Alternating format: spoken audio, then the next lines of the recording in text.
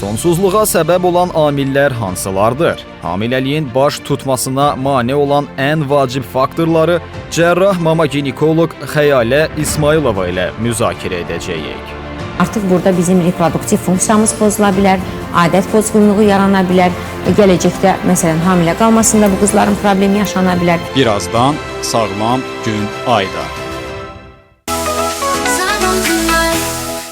Daha bir çox gözəl, dəyər verdiyimiz, öz işinin peşəkarı həkimimiz, cərrah mama-ginekoloq Xəyalə İsmailova bizlə bərabərdir. Xoş gəlmişsiniz Xəyalə xanım. Xoş gördük, təşəkkür edirəm bir daha dəvətiniz üçün. Var olasınız, necəsiz? Şükür, çox sağ olun. Hər zaman yaxşı olun. İzləyirəm sizi, bəyənirəm paylaşımlarınızı. Neçə-neçə ailənin üzünü güldürürsünüz. Bu cür gözəl, incə-mincə bir xanım, amma illərini bu işə həsr edən bir mütəxəssisimizdir Xəyalə xanım və Xəyalə xanımın pasiyentləri Azərbaycanın hər bir yerində var. Elə bir bölgə yoxdur ki, orada Xəyalə xanımın köməkliyi ilə bir qadın öz sağlamlığına qovuşmasın və yaxud da elə bir ailə yoxdur ki, o bölgələrdə məhz o ailədə övlad dünyaya gəlməsin və təbii ki, bizim dəyərli Xəyalə xanım 2005-ci ildən etibarən fəaliyyət göstərir və müxtəlif klinikalarda fəaliyyət göstərib. Hal-hazırda bax gördüyünüz görüntülər Mediland Hospital Uşaq Ginekologiya Mərkəzindəndir və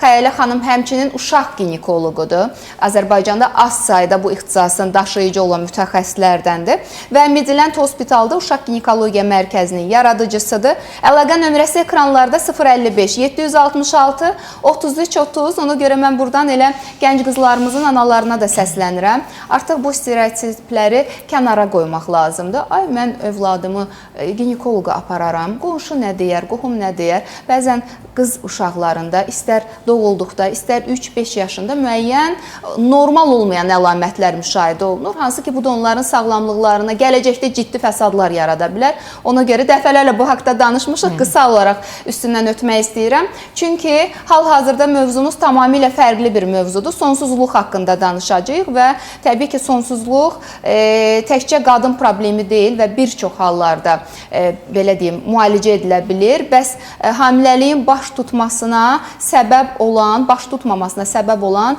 əsas faktorlar hansılardır ki, bu sonsuzluq diaqnozunu yaradır? Çox həssas bir diaqnozdur. Çox təəssüf ki, çox tez-tez eşitdiyimiz diaqnozdur və bütün dünyada bu diaqnoz hal-hazırda çox aktualdır. Mən istəyərəm Xəyalə xanım, sizin fikirlərinizi eşidək bu barədə. Ümumiyyətlə, sonsuzluq problemi nədir desək, sonsuzluq qadın əgər ki, bir il ərzində yəni hamiləlik planlayır və hamilə qala bilmirsə, bu artıq birincili sonsuzluq adlanır. Adətən qadınlar sonsuzluq eşidirsə ki, bu sonsuzluq diaqnozu qoyulub, elə düşünürlər ki, artıq övlad sahibi ola bilməyəcəklər, amma bu belə deyil. Sadəcə bir il ərzində qalmırsa qadın, biz bu diaqnozu qoyuruq birincili sonsuzluq kimi. Amma belə xanımlar da var ki, evdə məsələn 1-2 övladı var, bir müddət sonra yenidən hamilə olmaq istəyirlər və bu alınmırsa, bu zaman bu ikincili sonsuzluq adlanır. Yəni, heç bir zaman hamilə qalmayıb da ilkin yəni hamiləlik arzusunda olub qalmayanlar isə birincili sonsuzluqdur. Və hər bir halda sonsuzluq diaqnozu qoyulubsa artıq xanımlarda, bu onların heç zaman ana olmayacağı anlamına gəlmir. Birinci onu vurğulamaq istəyirəm. Yəni, diaqnozda bu sözü görüb də heç zaman ana olmayacağım deyə bir şey yoxdur. Sadəcə olaraq bu diaqnoz qoyulursa artıq bu xanımlarda bir detal müayinələr aparılır. Səbəb nə ola bilər desək sonsuzluğa? Əlbəttə ki, daxili cinsiyyət vəziləri, burada yumurtalıqların əsas böyük rolu var. Uşaqlığın böyük rolu var. Uşaqlıq, yəni balalıq funksiyasını yerinə yetirir. Boruların, yəni ümumiyyətlə qadın cinsiyyət orqanının bütün, yəni vulvadan tutmuş vagina, uşaqlıq boynu, uşaqlıq və göründüyü kimi borular və yumurtalıqlar hər birinin öz rolu var hamiləliyin baş verməsində. Yəni hamiləliyin baş tutması üçün bu 50% qadın faktorudur. Eləcə də 50% kişi faktoru var.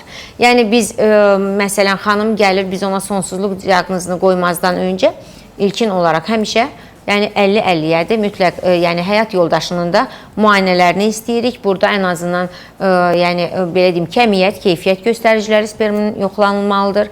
Yəni bu zaman hər hansı bir patologiya ilə rastlaşırıqsa orada varikosel ola bilər, infeksiyalar ola bilər, hormonal pozğunluqlar ola bilər.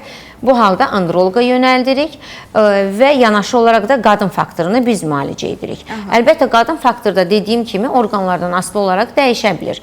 Burada məsələn ən çox rast gəlinən, yəni sonsuzluq yaradan səbəblər desək ki, məsələn, vaginal problemlərdə bu zaman infeksiyalar, cinsi infeksiyalar, iltihabı proseslər, bunlar spermin faizini aşağı sala bilir.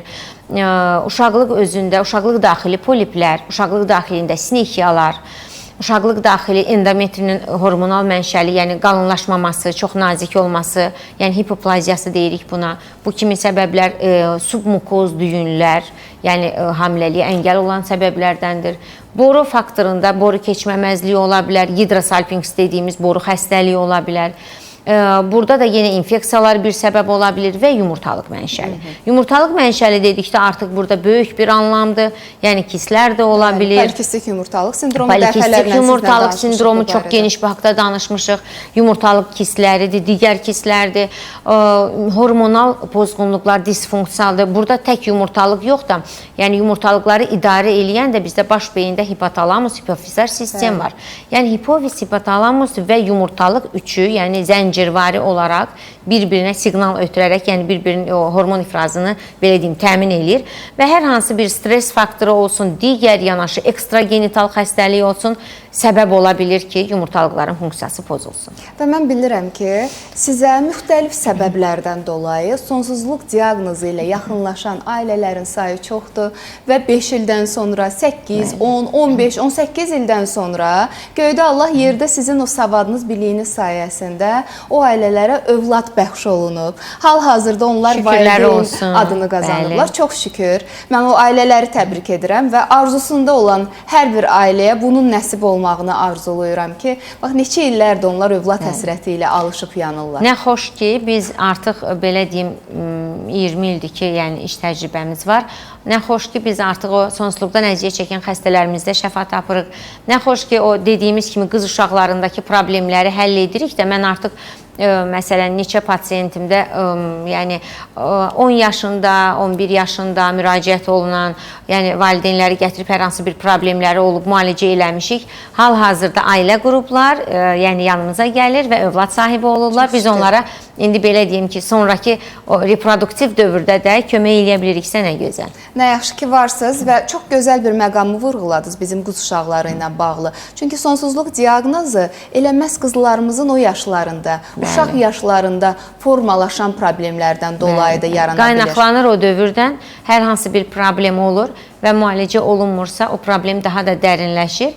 Bizə də belə bir fikir var ki, adətən yanlış bir fikir var ki, ailə qurduqdan sonra düzələcək, amma belə deyil. Yəni hər hansı bir problem varsa o illər keçdikcə dərinləşir və ailə qurduqda hətta partnyorunda, həyat yoldaşında hər hansı bir infeksiyalar falan varsa o da bir belə deyim ki, problemə əlavə olunur və buket halını alır. Mən həmişə deyirəm, pasiyentlər gələndə məsələn, bugün əməliyyat olunacaq xəstəm haqqında çox qısaca deyim. İndi əməliyyatına gedəcəyiniz. İndi bəli, buradan əməliyyata gedəcəyim xəstə haqqında. Uşaqlıq daxilində polip diaqnozu qoyulub, prolaps var xəstəmizdə, hormonal bir disfunksiya var. Yəni xəstə artıq elə bir mərhələdə gəlib ki, uşaqlıq boyun eroziyası var. Elə bir mərhələdə gəlib ki, heç birini vaxtında aradan qaldırmayıb, artıq bir belə deyim ki, çox poli, mən həmişə deyirəm ki, xəstəlik qrupuna aiddir. Bəli, çox şaxəli və məcburən biz onları artıq indi əməliyyata alacağıq. Yəni bu əməliyyatda həm gisteroskopik, ona görə ki, belə deyim, gisteroskopik polipektomi əməliyyatı eləməz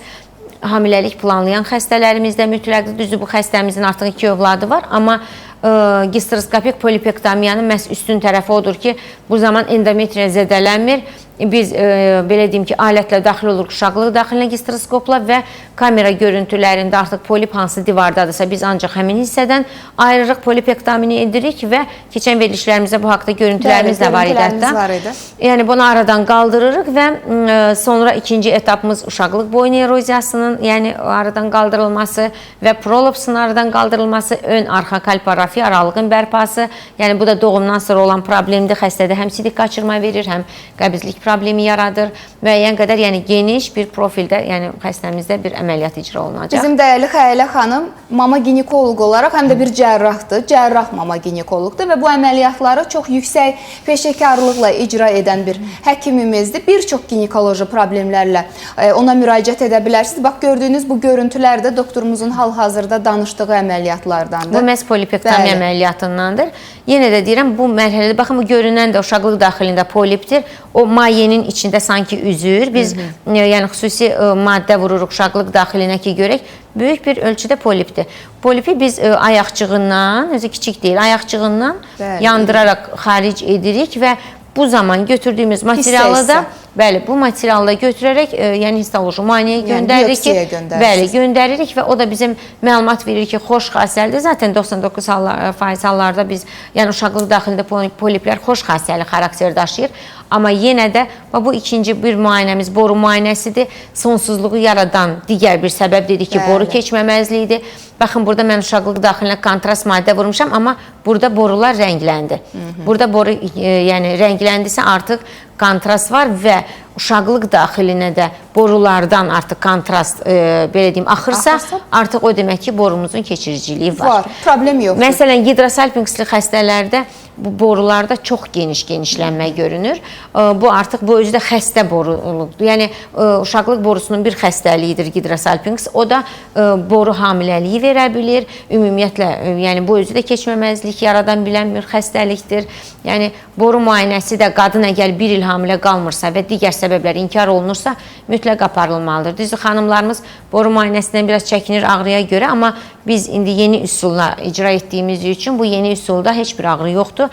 Anestezi də etmirik xəstələri, yəni çox məmnun qalırlar bu müayinədən. Hətta belə olur ki, biz bu müayinəni edirik, çox kiçik bir tıxanıqlıqlar olsa belə bu kontrast maddə onu açır və müayinədən bir ay, 2 ay sonra bəli, xəstələrimiz hamilə gələ bilər. Nə gözəl, nə gözəl və dəyərli Xəyalə xanımla əlaqə nömrəsi 055 766 33 30. Hal-hazırda ekranlardadır. Xanımlar çox soruşurlar. Xüsusən də bugün haqqında danışdığımız mövzu ilə bağlı çox sayda müraciətlər var. Sonsuzluq çox həssas bir diaqnozdur və bəzən həmin ailələr, Xəyalə xanım, bilmirlər ki, haradan başlamaq lazımdır. Mən istəyirəm qısa olaraq o ailələrə səslənək. Sonsuzluq diaqnozu qoyulmuş və yaxud da hələ heç bir həkimə getməyiblər. Amma qorunmasız bir il ərzində övlad sahibi deyillərsə, hansı müayinələrdən başlamaq lazımdır? İlk olaraq bunu deyim ki, 35 yaşa qədər olan qadınlardan bir il gözləmə dönəmimizdir. Amma 35 üzərindədirsə xanım, 6 ay ərzində hamilə qalmırsa mütləq həkimə müraciət etməlidir. Çünki onların belə deyim ki, vaxtı çox azdır. 35 yaş üzərində rezervimiz azalıb artıq yumurtalıq rezervi. Yumurtalıq rezervini biz anti-Müller hormonu ilə, yəni qanla müayinə edib yoxlayırıq və ultrason müayinəsində, yəni nəzarət edərək də follikulların yetişməsi olurmu, ovulyasiya gedirmi, getmirmi, yəni buna nəzarət edərək, yəni bu haqda bir fikir yürüdürük və ilkin yanaşma nədir? Mütləq ginekoloq həkimə müraciət olunur və ginekoloq həkim tərəfindən düzgün, geniş, ətraflı bir anamnez toplanır və buna əsasən qərar verilir. Bunu nə üçün edirik? Məsələn, xəstə bizim yanımıza gəlib, artıq xəstə tutaq ki, haradasa bir follikulometriya edibsə, gəlibsə, biz artıq o müayinələri əlimizə baxırıq. Müəyyən aylarda ovulyasiya olub, əla, nə gözəl. Xəstənin adəti vaxtıncadır nə gözəl. Və səbəb nə ola bilər? Güzgü baxışı edirik, vaginal.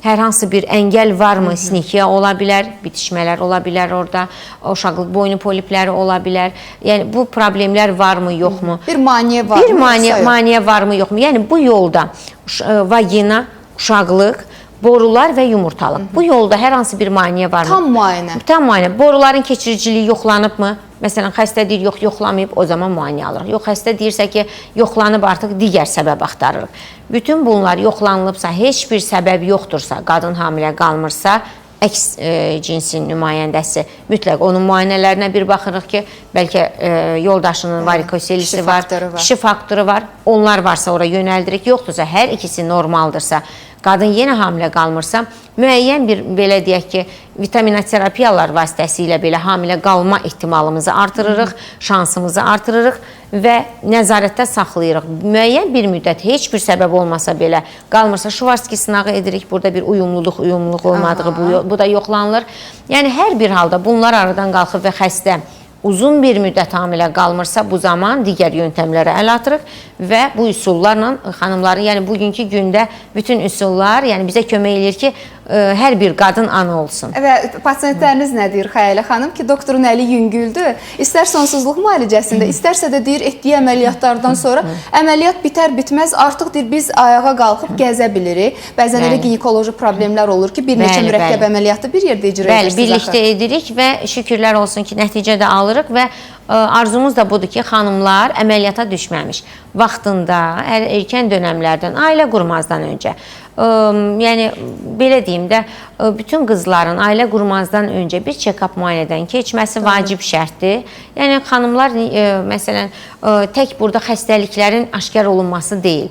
Məsələn, mən həmişə deyirəm, qızlar ailə qurmazdan, hemoqlobin aşağıdırsa, anemiya varsa aradan qaldırmalıyıq. Qızlar ailə qurmazdan bir 3 ay öncədən folik asidi artıq başlayıb içməlidirlər. Əgər yanaşı bir tutaq ki, qalxına bənzər vəz problemi var, onun müalicəsi aradan qaldırılmalıdır. Hipofunksiyası varsa, məsələn, xanımlar ailə qurur, hipofunksiya ilə anovulator sikllar olur. Bəzən xanımlar deyir, nə əlaqə, amma bu daxili cinsiyyət vəzləri ilə digər vəzlərin də bir-birindən birbaşa əlaqəsi var. Hiperprolaktemiya fonunda xanım hamilə qala bilmir. Nəyə görə? Tutaq ki, qalxına bənzər vəzdə hipofunksiya var, süd vəzlərinin, bəli, bu prolaktini artır, hiperprolaktemiya fonunda anovulator sikllar olur və ovulyasiya getmir. Biz, məsələn, xəstəni müayinə edirik, görürük ki, ovulyasiyası getmir. Biz bu xəstəyə süni şəkildə dərman verib ovulyasiyanı bir ay edə bilərik. Amma səbəbi aradan qaldırmırıqsa, növbəti ayda biz hər dəfə bu hormonu vura bilmərik xanıma. Biz bunun birinci etioloji səbəbini araşdırmalıyıq. Etioloji səbəb də ola bilər hansı faktorlar, onları yoxlayırıq, bir hormonal müayinədən keçirik. Tutaq ki, hiperprolaktemiya fonunda xanımda ovulyasiya getmir. Hiperprolaktemiyanı yaradan səbəb nədir bəs? Bunu araşdırırıq. Bu sərbəst formada ola bilər, hipofunksiyada ola bilər, baş beyində hipotalamus, hipofizar sistemdə, məsələn, hipofiz adenoması da bir səbəb ola bilər. Burada gizli qalan. Bəli, mikroadenomadırmı, makroadenomadırmı, yəni baş ağrıları da olurmu? Mən bayaq da sizə dedim, yaxşı anamnez çox müayinənin önünə keçir. Yəni, düzgün, ətraflı, geniş götürülmüş anamnez. Çünki bəzən adi bir elementar bir sual belə bizə hansısa bir sindromu aşkar eləməyə kömək edir. Bunun üçün də mütəxəssis savadlı olmalıdır. Sizin kimi dəyərli bir mütəxəssis olmalıdır və Xəyalə xanım hər bir pasientinə çox həssas yanaşan bir həkim mütəxəssisimizdir. Ona görə bütün pasientləri onu çox sevirlər və verilişimizə gələr-gəlməz, mənim həkimim, mənim xilaskarım deyə qaynar xəttimizə, TikTok canlı yayımımıza, Instagram səhifəmizə yazan izləyici xanımların sayı həddindən artıq çoxdur. Bir də mən buradan bir daha analara səslənmək istəyirəm. Xəyalə xanım Azərbaycanda çox az sayda uşaq ginekologiya təhsili alan həkimlərimizdən biridir. Uşaq ginekoloq kimi də ona müraciət edə bilərsiniz. Xüsusən menstruasiya problemləri, ağrılar, çətinliklər, müəyyən narahatlıqlar, əlamətlər yaşayan qızlarımızın valideynlərini dəvət edirəm ki, Xəyalə xanımın qəbuluna getsinlər. Uşaq ginekologiya mərkəzinin yaradıcısıdır. Medilent Hospitalda fəaliyyət göstərir. Xəyalə xanım, son olaraq bir cümlə ilə müraciət edək xanımlara. Əlbəttə, bugünkü mövzumuzla bağlı da istəyərdim deyim ki, qısaca olaraq sonsuzluqdan əziyyət çəkən xəstələr hər zaman, belə deyim, özünü göz ardı etmiş xəstələrdir və mənim həmişə bir, belə deyim ki, sloqanım var. Bu sloqanımın yerinə düşür ki, eləməz.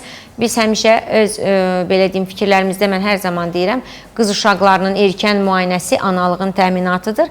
Bu sözüm ondan qaynaqlanır ki, məhz erkən vaxtında aparılmış müayinələr bizi sonsuzluqdan azad edəcək. Yəni, biz vaxtında aparılırıqsa, bu zaman sonsuzluqla üzləşməliyik. Var olasınız Xəyalə xanım. Bir daha qeyd edim, uşaq ginekoloqu, həmçinin cərrah mama ginekoloq Xəyalə İsmailova bizimlə bərabər idi. Medilent Hospitalda fəaliyyət göstərir. Orada uşaq ginekologiya mərkəzinin yaradıcısıdır. Qəbuluna hər yaşdan olan qızlarımız, xanımlarımız qoşula bilərlər, yazıla bilərlər. 055 766 33 30 növbəti həftələrdə Xəyalə xanımı bir daha görəcəyik. Onunla yeni mövzularla görüşünüzə gələcəyik. Amma hələlik ATV xəbərin günorta buraxılışını izləyirik. Dərhal sonra Sağlam Gün Ay canlı davam edəcək.